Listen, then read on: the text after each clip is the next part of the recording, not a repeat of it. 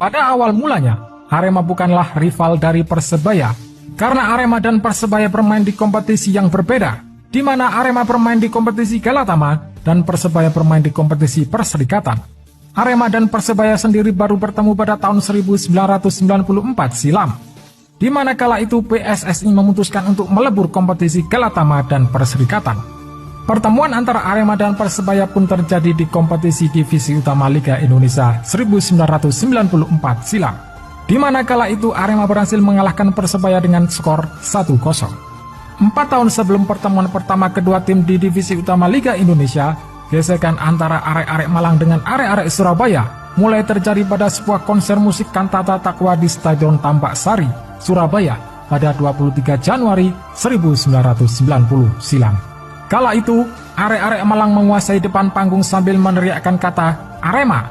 Hal itu membuat arek-arek Surabaya harus mundur dan terkalahkan oleh kehadiran arek-arek Malang.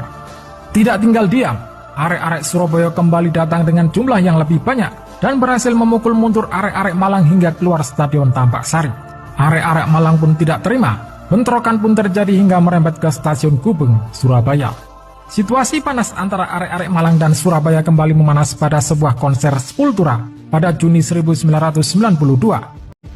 Pada acara tersebut, arek-arek Surabaya sudah siap menguasai depan panggung dan arek-arek Malang langsung dihalau ketika hendak memasuki Stadion Tambak Sari. Karena hal itu, tawuran kembali terjadi di luar Stadion Tambak Sari.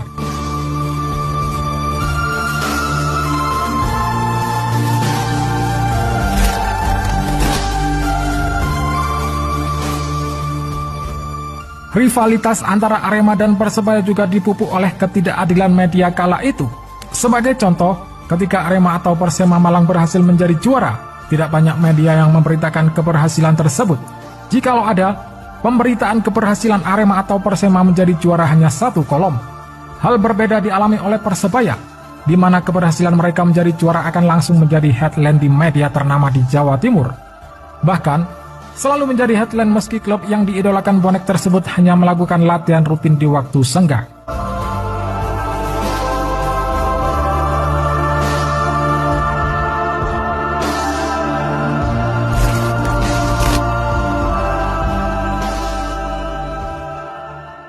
Petinggi bonek mania kala itu, Barmen dan Mudayat seringkali merendahkan tim asal Malang, baik Arema ataupun Persema.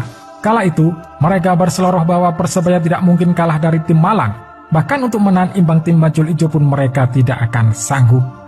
Pernyataan itu pun dimuat di media cetak dan tentunya semakin memanaskan hubungan antara Malang dan Surabaya. Pernyataan Barmen dan Mudayat pun sangat menyakiti hati warga Malang. Karena itu, mereka berniat melakukan balas dendam kepada arek-arek Surabaya.